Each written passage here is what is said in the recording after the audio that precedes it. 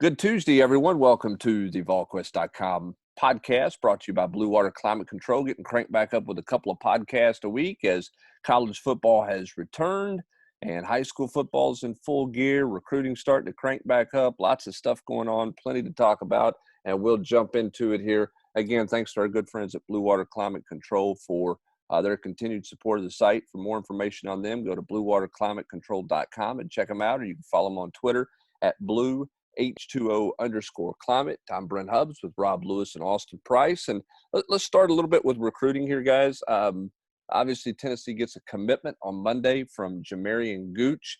Both of you, what's your thoughts on him? I know, Rob, that you had a chance to spend some time with him out there on Monday and talk to him. And Austin, you've known about him for a while and talked to him multiple times. Both of you talked to the coach and other people around him. What do y'all think of Jamarian Gooch?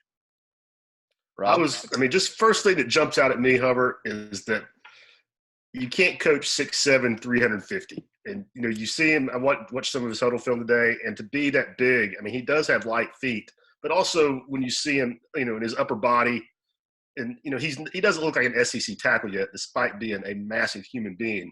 And the point I'm getting to, I think it's a sign of how healthy Tennessee is a program right now, is that you can take a kid like that who has just oozes potential, and then you can sit him over there and just let him soak for a little while, because you don't need him next year. You may not need him in 2 years. And after meeting with him, that was my biggest takeaway, because he's going to be one of the biggest kids on the team the day he arrives, but he's not ready to play, and he doesn't have to be. And that was after visiting with him, really bright young man, good personality. That was kind of my biggest takeaway is, man, Jeremy's got this thing looking. Because I don't know if you could have taken a kid like that 3 years ago, even if you did see the potential. You couldn't have. You couldn't have. But they've totally changed the line of scrimmage on both sides of the ball. We've talked about that numerous times. And the thing about this kid is like, you're taking him from a team that you're playing this year and is in this league in Auburn. So the perception of it looks good. But two, I think that the more you talk to people around Jay, and it's Jay Marion, the more you feel like, if it ever truly clicks for this kid, the potential is limitless. The kid he flashes so much. He's got to work on his bend. His bend is way better than it was a year ago. He's got to, get himself in better shape up top. There's no doubt. Now I'll be the first to say, Lord knows I've got a gut on me and I'm overweight, but there are shirts that I put on out of my closet that look better than others. And so the Tennessee shirt he was wearing today wasn't the most flattering, but then I saw him walking around without his pads on in another shirt. And I'm like, he didn't look like the same guy that I, had just filmed with that Tennessee shirt on. So, I think it was more the shirt than it was the kid.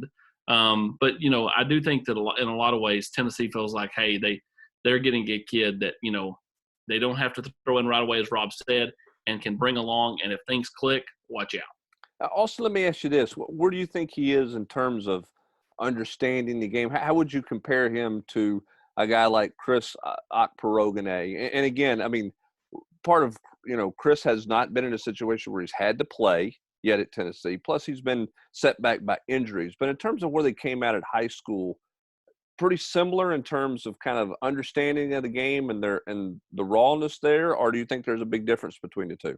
I think that Jay's in a much better spot than Chris was. I agree. I'm going to say, I say this because I remember the first time I met Chris. It was at an MPA event that Buck had, and I think it was just in between his sophomore and junior year, so he had not even lived in the country long. And just a great personality, a really fun kid to talk with, and he was telling me things like, he still didn't. He didn't really understand, the downs, the yards to go. We get to keep the ball. When do you punt? When do you kick a field goal? Just stuff that if you grow up in America playing it since Little League, you don't even think about it. Chris was a blank slate. Yes, very much so. And I think so. I think for Jay, it's just different. I think he understands the game a little bit more. Again, I think that the buy-in is probably a little harder to come by for Jay than it was Chris. Chris came from a part of the world where who knows what he saw before he got here. And I think that, when he got here, it was just football and football. And, he was brand new to it, and he was raw to it, and naive in a lot of ways on how to play, and, but whatever they told him, he did, because that's what you do. He's very coachable. So I think with Jay, he's got a lot more potential than Chris. I do think that he's probably a little further along at this point than Chris, but I do think that from I think the talent level is I think Chris was probably a little bit harder worker at this point in time.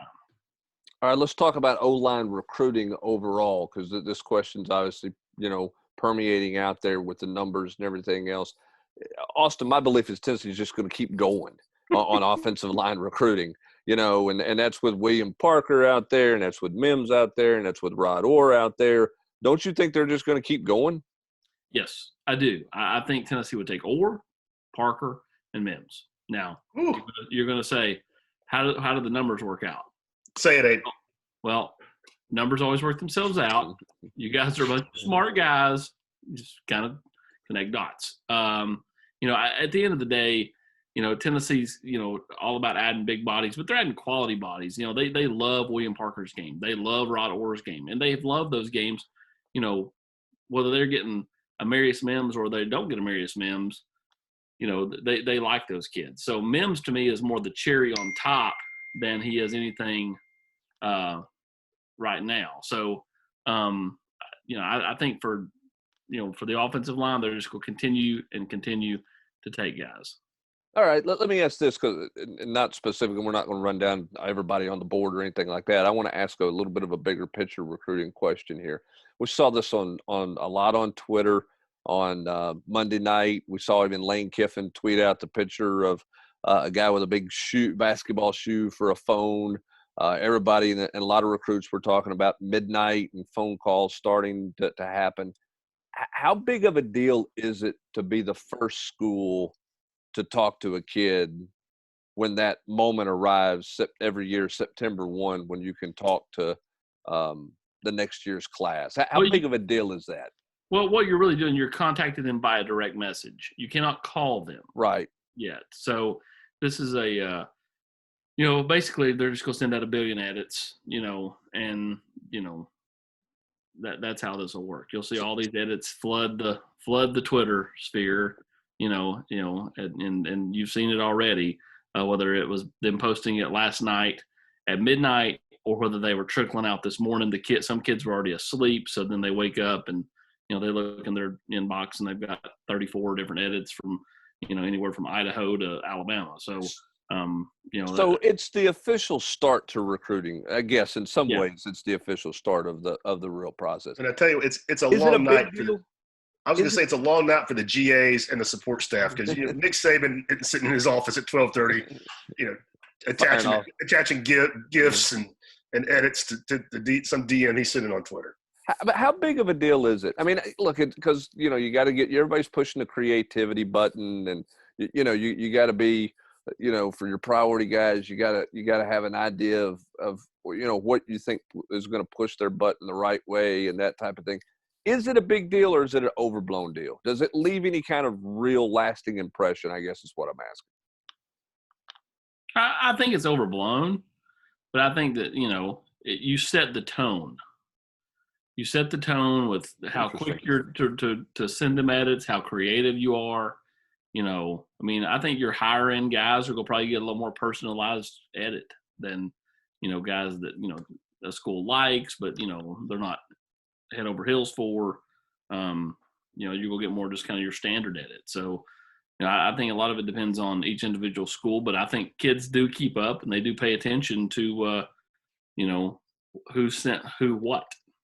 All right, AP, my last thing about recruiting, we'll jump on to a couple other things out there football-wise and everything. How much does Tennessee market, something about the 22 in-state guys all staying together, some catchphrase, something about the 22 guy, the in-state class of 22 all staying together? Is that going to be a part of this? Is there going to be a mantra with those guys, or do you think it's going to be more personalized in-state? I think it'll be more personalized. Yeah, I think over time you will see Tennessee, kind of pitch it that way. But I think, for tonight or last night, sorry, I think that you're going to see them be more personalized to the individual kid. But I mean, I do think once you get into a class and you were to get one or two go your way, then I think you're going to see them, start to pitch, this cluster of kids from in-state.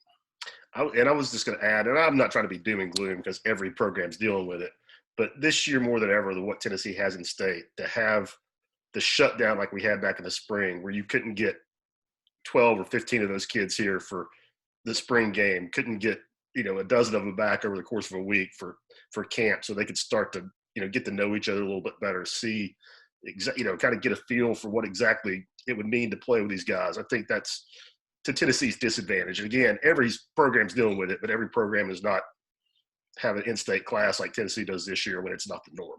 That's a great point, because we've seen in years past where, I go back all the way back to Chris Walker, Chris Donald, and Eric Berry was out of state, but those guys all, hung out around the Florida game and kind of made a pact then to go to school together. And we saw some of that stuff with Cade Mays and Greg Emerson and that class when they were all assembling that way. Did you just mention Ben Martin? Ben Martin was in that class too, yeah, with Chris Walker and Chris Donald. Ben Martin was a huge recruit. Yeah. Do you want to know my favorite Ben Martin story? Ben Martin, I'll never forget, after the Vols get robbed against North Carolina in the Music City Bowl. Well, they created a rule for it. They created a rule because they got hosed so bad. Ben has missed that whole season, but he's got a year left. He can come back, And we go out on the bars on Broadway there, and I walk out the back entrance of one of those bars. I don't remember what it was, Tootsie's or whatever, but there's that little alleyway right there behind Tootsie's and all those bars. And Ben Martin's out back just puffing on a heater. And I'm like, this guy, he's smoking cigarettes because he's not played all year. It's just classic. Just classic. Ben Martin was a big deal. Wonder what his career would have looked like had he had not had that knee injury. Because, Rob, nobody created preseason buzz as much as Ben Martin did. I mean, was one. I've said it before. He was one of about 8 to 10 guys that, Fulmer beat out everybody in the country for. It wasn't like Fulmer misevaluated him or his staff. Everybody wanted these guys. Ben Martin, Demetrius Morley, Chris Donald, Adam Myers-White. You can just go on, and none of them were hits. And they could have gone anywhere in the country. And Tennessee just ended up getting all of them, Yeah, and a lot of it was due to injury with various guys, that had issues going on that it didn't pan out with them for there. All right, let's jump into some bigger picture kind of college football things as well. By the way, Jeremy Pruitt to Meet the Media later tonight. We'll have full coverage of that. Tennessee on the practice field later this afternoon. So we'll have some practice highlights and all those types of things as well. Let me ask you guys this question. Are you surprised at the number of opt-outs we're seeing at this stage of quote preseason prep? Obviously, it's been a tough week for LSU. They've had a couple of big name opt-outs. Tennessee has D'Angelo Gibbs. Are you surprised the opt-outs are continuing this late into? And I know we're a month away from starting in the SEC, but we're not in some other conferences. Are you surprised the opt-outs are continuing right now? No, but and of course LSU's had a couple of more high-profile people, but as you put in the Monday night chat, if Tennessee's got, if they end up with 3 out of 85, that's such a small number. You're inevitably going to have some of that. And some of these kids have, family members like D'Angelo did that, have been affected by the virus and stuff like that. I think every kid gets touched by it differently. And so I think you've seen some kids waffle back and forth. Tennessee's had some that have been in and out and, and all that, I think, in talking to some people over on campus, the fear is what happens across college football, not just to Tennessee, but across college football when you get 3 weeks in and you're not playing. You know, you mean not the team's not playing. You mean as an individual, you're not an playing, individual, right? yeah. Like, Sorry, want to clarify that one. Like J.J. Peterson struggled to get on the field. If J.J. Peterson gets 3 games in, he ain't really playing anymore. Who's to say, you know, a kid in that same situation, you know, doesn't opt out and go COVID, you know, and like, you know, I just think every situation, every school is going to deal with this. I mean, what would be the advantage of that, though, since the eligibility clock is on pause? There really is no Other than you don't have to practice. Yes. Yeah, and you know you're going to transfer. You know, I could see that. But I mean, I could see the LSU if you're a for sure, you know, NFL draft pick, or you're in that situation. If you're a for sure, you know, I can get that. And your team loses a game or two early, and you know you're not going to really be playing for anything. I can totally get that, and I really would. I mean, I wouldn't jump up on a soapbox and say you're wrong. I mean, because this is a weird year. I mean, are we even going to have a playoff? Who knows? But if I know I'm a second or third round draft pick at worst, I mean, I'm probably having a hard time justifying playing this year. Even in the fall, a fall season. Yeah, I mean, you get 3 conferences playing. You're playing, 10 games in conference. I mean, is that going to be? That's going to be a championship with an asterisk on it if you're talking about the national level. Yeah, everything's got an asterisk beside it this year. That's sure. Like the whole year is bizarre. I mean, let's face it. Trey Smith, one of the, going to go down as one of the, top balls in the last 50 years easily, and he's going to play in front of a skeleton crowd all year. It's going to be his whole senior year send off is going to be, very small compared to what it would have been. Somebody asked about the Monday Night Chat. There's a possibility Cade Mays, doesn't win the appeal, doesn't never play for Tennessee, but yet gets drafted of all. Go into the draft of Tennessee ball and never plays it down. I mean, if that doesn't sum up potentially what the whole thing around Cade, I don't know what does. I mean, like it's just it's a bizarre year with all kinds of different wrinkles and twists and turns. Yeah, that would be the most Tennessee thing ever for sure if that happened there. I'm not necessarily surprised by it. I thought there would be more 2 weeks ago when camp got started than it kind of continuing as we roll into September. I kind of thought if you get into September, guys are going to play. I almost wonder though, Hubbard, if it's not that they're seeing how it's going to be and they're like, man, this is so restrictive. I've got to do this. I've been tested 3 times this week. We don't know when we're practicing. I can't go out. I got coaches on my butt about where I can go tonight when football's over, who I can hang out with.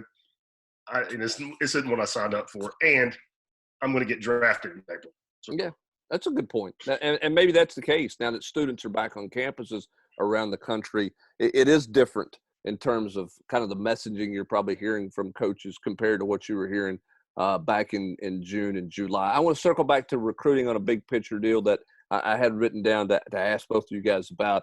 Austin, I'll start with you on this one. We talk a lot about, guys can't take visits and that type of thing. How bad are guys going to be hurt because they may be in a state where they don't get to play this fall?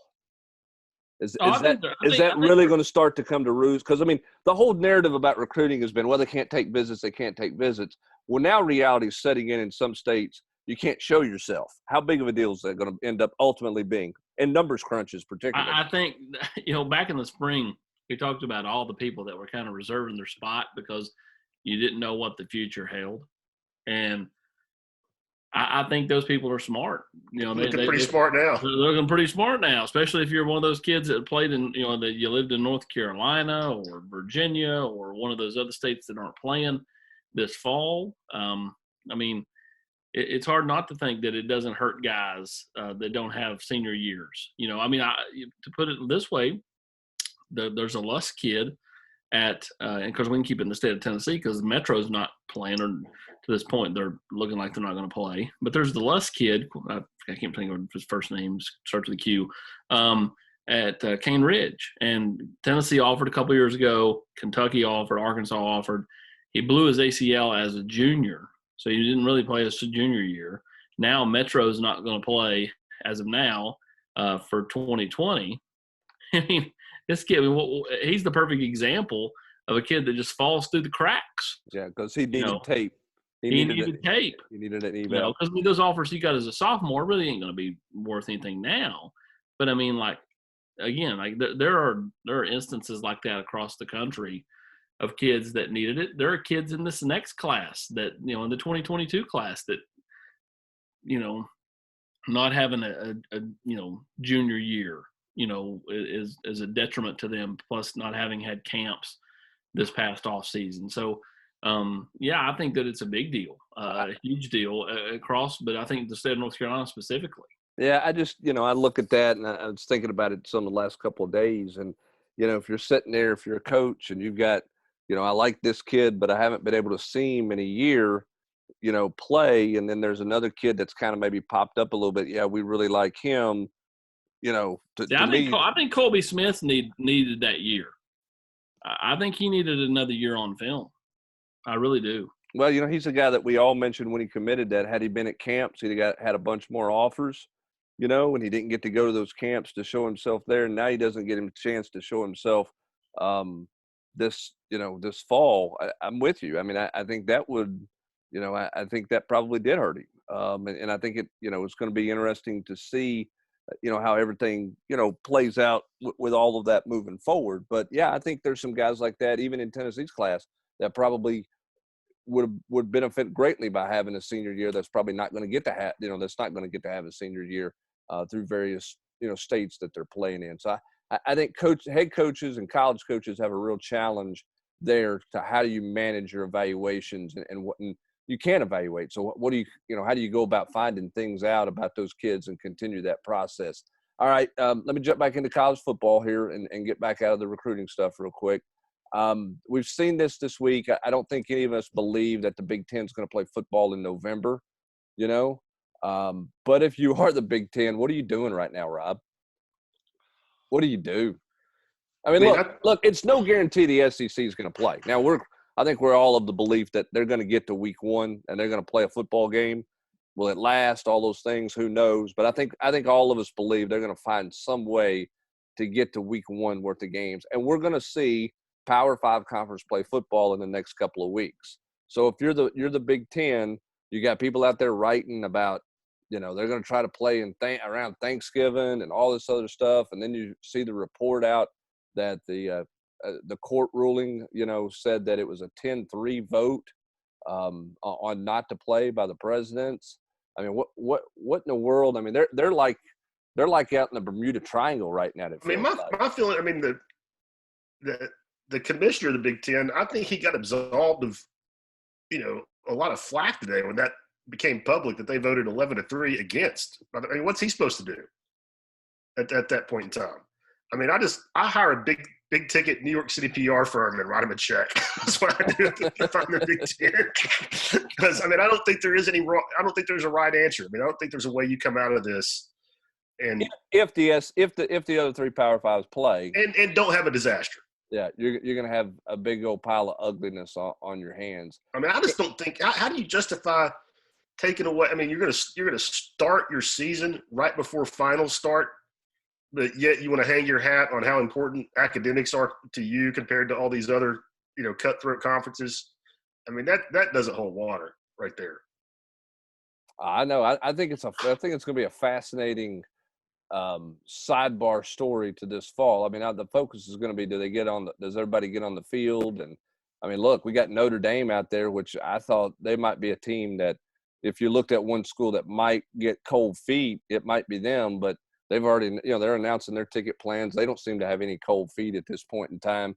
Does it not certainly feel like with each passing day, as my kids go roll into week 3 as a kindergartner and second grader, and high school football is now entering week 3 in this state, and college football, you know, kicks off. And I've got a kid living at a dorm on campus at UT going into his 3rd week. It certainly feels like every day we just fall into more normalcy, and we fall into more to, okay, there's going to be bumps in the road, but like that it does not feel like anybody right now to this point is ready to knee jerk it, whether it's the school systems or colleges. It just feels like the ones that are playing are going to play, and the ones that are not obviously aren't. Yeah, I mean, Alabama, come on, what do you do at Alabama? 600 plus cases. Well, and I think there's some issues. Herd immunity, Rob. Herd immunity. I think there's some issues at Auburn as well too. And South Carolina, which is going to be, again. I mean, Austin, I agree with you that's what it feels like. But can that continue for 4 more weeks to get to kickoff? I think is the question. Well, the funny thing is like, again, you're gonna the other 2 conferences start in 2 weeks, so like they're going to get this. You're going to know quickly. Data. Yeah, you're going to know quickly. I mean, didn't see Pat Forty retweeting anyone, clamoring for that the Arkansas State results had come back with 0 positives after they played, Central Arkansas? Yeah, Central Arkansas. Yeah, sorry, Scottie Pippen's alum. And UT with 174 positives today on campus. Yeah. On a campus with tens of thousands of kids. Tweet that out. Pat Forty will retweet you. Yeah, it's just – I think that's low is what I'm saying. When you look at Alabama with 6+. Yeah, I just think that over the course of the next – again, I'm with you, Austin. I think everybody is on and it's go, and they're going to do in the 3 Power 5 slated to play. They're going to play, but the question is how big are the bumps going to be in the road over the course of the next 3 weeks, starting with what happens in the ACC when they go to play. You're totally going to have them, just like we're having them at the high school level. You see Kingston go out for a week and Carnes go out for a week. Bearden goes out for 2 weeks, but everybody else continues to meander through. And then inevitably somebody else will get hit and, those other teams will come back. I mean, there's going to be bumps in the road.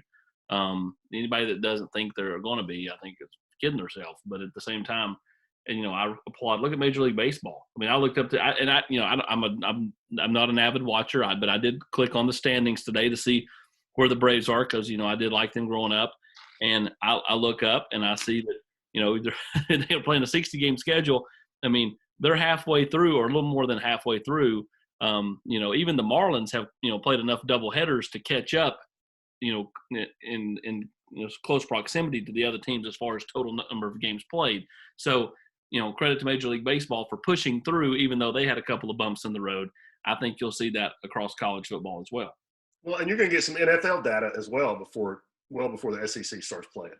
Yeah, you are. I mean, and again, I think those owners are going to play football and cash advertising checks. And I give Greg Sankey credit. I think picking a late September start date to where you're not the first one probably works in your favor because you do get to see how everybody else does it, what works, what doesn't work, and then you get to see the data to determine whether you can continue on and move forward or you can't continue on and move forward. And speaking of continuing on and moving forward, Tennessee does that with their season tickets.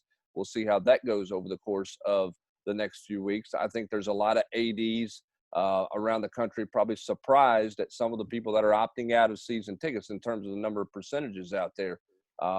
Everybody was worried about making somebody mad. I think there's going to be a lot of places that maybe all the tickets aren't gobbled up around the country, including some NFL franchises as well. So I think that's a storyline that's going to emerge a little bit over the course of the next couple of weeks, and we'll see. Don't you think it's not as much?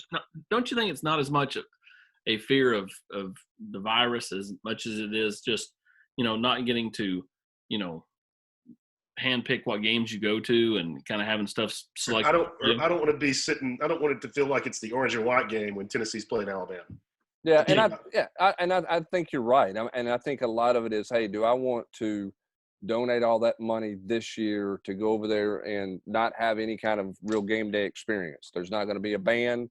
They're going to no ball walk, no run to the tee. Yeah, I mean, it's going to feel like a road game. We talked about this on the locker room Sunday night. They're going to roll the buses right up there, and they're going to walk right off and down the ramp they go, much like they do when they roll into Ben Hill Griffin. They park it out there on the street, they roll down the ramp. But if you're a fan, you still get that experience at Ben Hill Griffin of all the electricity in the pregame, and that's just that's just going to be gone, even if you're a road fan. Sorry, Rob. It's like going on a road trip to Vanderbilt. There you go. Actually, it's even worse because there's a lot of orange there. So, that's – I think that's why some people – I'm with you guys. I don't think it's as much about, concerns from their health. There's some of that out there, but I think a lot of it is is the money worth the experience? And I think that's why Tennessee was smart to try to create a tailgating plan of some variety so you can have some type of game day experience out there. Because if you're an athletics director and you know how important that money is, you know you're going to lose a bunch of money this year. You're trying to make sure nobody gets comfortable with not coming to games so that you don't make some of that money back the following year if it goes back to full capacity and we go back to normal and all those things. So I think Tennessee's smart to try to give some type of game day atmosphere, at least through the tailgating part, if they can, because you don't want people to feel like, hey, I'm just going to drive over there, park. They're going to tell me what time I can walk into the stadium, what gate, what time I have to leave. And that's where I get my temperature taken. It's honestly, I mean, which in that case would be almost like playing Augusta National. You know your tee time. You can't walk in there before an hour. Hover. You know, he managed to work it in. Unbelievable. Wait a minute here. Austin, did you just imply that you were like going to opt out if you got to play Augusta because you don't get the experience of the roar of Amen Corner as a participant? I mean, been there, done that, Hubbard. Been there, done that. Check the box. So he's no. What I'm saying is like not going back. Definitely got the T-shirt.